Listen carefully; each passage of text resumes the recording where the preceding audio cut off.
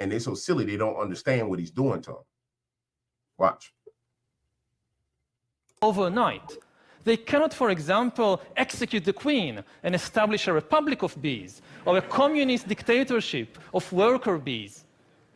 Other animals, like the social mammals, the wolves, the elephants, the dolphins, the chimpanzees, they can cooperate much more flexibly. But they do so only in small numbers, because cooperation among chimpanzees is based on intimate knowledge, one of the other. If I'm a chimpanzee and you're a chimpanzee and I want to cooperate with you, I need to know you personally. What kind of chimpanzee are you? Are you a nice chimpanzee? Are you an evil chimpanzee? Are you trustworthy? If I don't know you, how can I cooperate with you? The only animals that can combine the two abilities together and cooperate both flexibly and still do so in very large numbers is us, Homo sapiens. 1 versus 1, or even 10 versus 10, chimpanzees might be better than us. But if you pit 1,000 humans against 1,000 chimpanzees, the humans will win easily. It's amazing how he transfers and it's amazing. Like, if this was your first time hearing this man talk, again, he sounds reasonable. But if we would have just juxtaposed, in fact, screw that. Let's juxtapose what the hell he just said for those people who haven't been around. Watch this. Remove this. And we're going to add something else. Juxtaposition is important. It means it's one of the most important things on the planet. See, I'm about to go Sam Jackson again. I'm about to go Sam Jackson again. Calm down. Calm down. Calm down. Calm down. Tell yourself, calm down. No Sam Jackson. No Sam Jackson. No Sam Jackson. You're not going Sam Jackson. Watch this. Watch this. Now, sounds reasonable. Ideally, you have people forming up opinions and desires and then voting for a government that represents them. But we know it works both ways.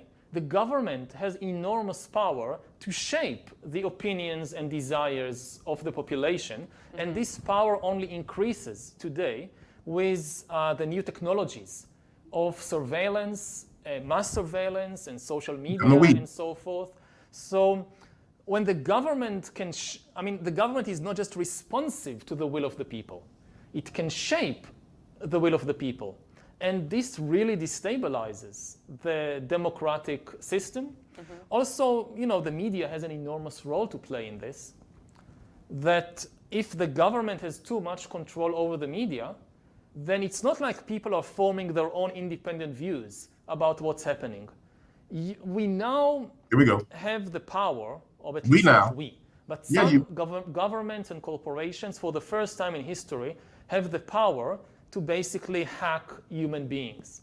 There is a lot of talk about hacking computers, hacking smartphones, hacking bank accounts, but the big story of our era is the ability to hack human beings. And by this I mean that if you have enough data and you have enough computing power, you can understand people better than they understand themselves, and then you can manipulate them in ways which were previously impossible. And in such a situation, the old democratic system stopped functioning. We need to reinvent democracy for this new era in which humans are now hackable animals. All right. I'm just trying to help you guys keep everything in context and also break the brainwashing that this man is doing. Humans are hackable animals. He established at the beginning of this speech over here, let's remove, let's add. For the simple reason right here that in his mind, humans are animals. But when you listening to him, he says, we, humanity, blah, blah, blah, blah, blah.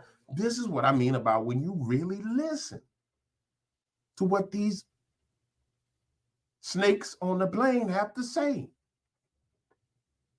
You got to listen, man. You got to listen to them. If you don't listen to what they're saying, and this is the problem, the lizard people have shrunken the attention spans of the average person around the world down to 30 seconds. I mean, literally, they shrunk in the attention span, so you can't listen. You got to literally crack that shell and force yourself to listen to what's being said. 1,000 chimpanzees cannot cooperate at all. And if you now try to cram 100,000 chimpanzees into Oxford Street, or into Wembley Stadium, or Tiananmen Square, or the Vatican, you will get chaos, complete chaos. Just imagine Wembley Stadium with 100,000 chimpanzees. Complete madness. In contrast, humans normally gather there in tens of thousands, and what we get is not chaos, usually. What we get is extremely sophisticated and effective He's going to set you up for him talking about hacking the hell out of people. networks of cooperation. Watch my word. All the huge achievements of humankind throughout history, whether it's building the pyramids or flying to the moon, have been based not on individual abilities, but on this ability to cooperate flexibly in large numbers. Think even about this very talk that I'm giving now. I'm standing here in front of an audience of about 300 or 400 people. Most of you are complete strangers to me. Similarly, I don't really know the people, all the people, who have organized and worked on this event. I don't know the pilot and the crew members of the plane that brought me over here yesterday to London. I don't know the people who invented and manufactured this microphone and these cameras which are recording what I'm saying. I don't know the people who wrote all the books and articles that I've read in preparation for this talk. And I certainly don't know all the people who might be watching this talk over the internet somewhere in Buenos Aires or in New Delhi. Nevertheless, even though we don't know each other, we can work together to create this global exchange of ideas. Boy, you ain't exchanging nothing globally. You're trying to rule the whole damn world. That's what you're trying to do. You're trying to rule the entire damn world. And the stake-only ambassador is not having it. You, Diddy, all y'all going down. This is something chimpanzees cannot do. They communicate, of course, but you will never catch a chimpanzee traveling to some distant chimpanzee band to give them a talk about bananas or about elephants or anything else that might interest chimpanzees. Paul, stop. Now, mind you, the man sounds harmless. I mean, he really does. Hold on. You know, the whole idea that humans have, you know, this, they have this soul or spirit and they have free will and nobody knows what's happening inside me. So whatever I choose, whether in the election or whether in the supermarket, this is my free will, that's over. We need to come to terms with the fact that, no matter, again, this is where philosophy meets computer science. You understand what I'm saying to you? Or you seeing what I'm saying? Certain stuff I can't, certain stuff I got to show you. That's the ambassador's job, to show you, because people don't be listening. So you understand, he don't sound like a bad dude. When he's talking over here, he sounds like he's pretty reasonable. But you go back and listen to what the hell he said. Let me tell you something. This is how come some of y'all here in this country, y'all be voting for that bull. What my son used to call it. When he was a kid, my son used to call it bull cracker. This is how y'all be voting for that bull cracker. Y'all vote for that bull cracker, or bushes. He used to call it bushes. This is a bunch of bushes. This is how y'all vote for them bushes. Because, see, you don't listen and you don't compare what a person say. See, the same person right here could tell you something one day and you believe him, but he been talking for 30 days straight, saying the wildest, most insane stuff. But you hear that one sound bite and you buy them bushes. That's the damn problem. That's why you need people like the stake-only ambassador right here. Because the ambassador show you what's being said. Now, mind you, I just want to break you out of the spell. I'm gonna put you back. He's gonna put you back to sleep. Here we go. Now, cooperation is, of course, not always nice. All the horrible things humans have been doing throughout history, and we have been doing some very horrible things, all those things are also based on large-scale cooperation. Prisons are a system of cooperation. Slaughterhouses. He's not saying corporation. He's saying cooperation. Just so you understand. cooperation. He's a lizard, so it sounds like he's saying corporation. It's cooperation. So this whole talk is about him talking about cooperation, not corporation. Are a system of cooperation. Concentration camps are a system of cooperation. Chimpanzees don't have slaughterhouses and prisons and concentration camps.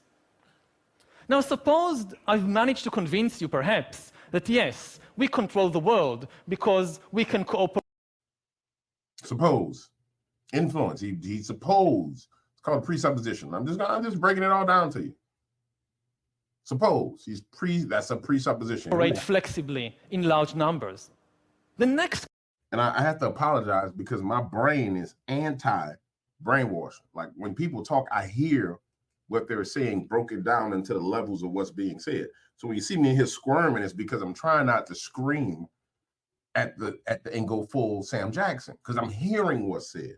I'm literally feeling the manipulation of what this man is saying. Like I feel it, because it's like, yo, he leading you up. It's about the crescendo. He's about to swing it. So here he goes swinging it. He laid out his case. Humans are animals. The only difference between this level of animal, which is a human, and a chimpanzee is the level of cooperation. Then he laid out the different types of cooperation, and he's progressively laid them out from the best to worst, leaving you off at the worst, saying a slaughterhouse, a prison yard. So he took you from here and took you down. It's called from chunking up to chunking down. So he chunked down to something that he can leave you with a painting in your mind of something terrible, so he can now presuppose and build something back up. Question that immediately arises in the mind of inquisitive listener is, how exactly do we do it? What enables us, alone of all the animals, to cooperate in such a way? Any man who believes he's just an animal ain't a man. And that's a lizard speaking to you, telling you an animal, insulting the crap out of you. Answer is our imagination. We can cooperate flexibly with countless numbers of strangers because we alone, of all the animals on the planet, can create and believe fictional stories. And as long as everybody believes in the same fiction, everybody obeys and follows the same rules, the same norms, the same values. Do you understand? Hold on. Do you understand what this lizard is saying to you? He's saying, I mean, it's dastardly what's being said to you right now. He's saying the reason why we can cooperate is because we all have imagination. And that imagination is based on our fictional beliefs. But because we have these fictional beliefs, talking about religion, so this is an insult to every Jewish person, even though he's supposed to be one of those, every Muslim person, every Christian, every Buddhist. This is what y'all don't understand. This is how you know these are damn lizards. I don't care what, I believe in Jesus. I rolls with Jesus. That's my big homie. You can believe in Allah, you can believe in Buddha. What you need to understand is what he's telling you. And what he's saying to you is, what you believe, that shit don't matter. You an animal. And that's all in your imagination. See, this is me going damn Samuel Jackson again. I'll be back. Damn it.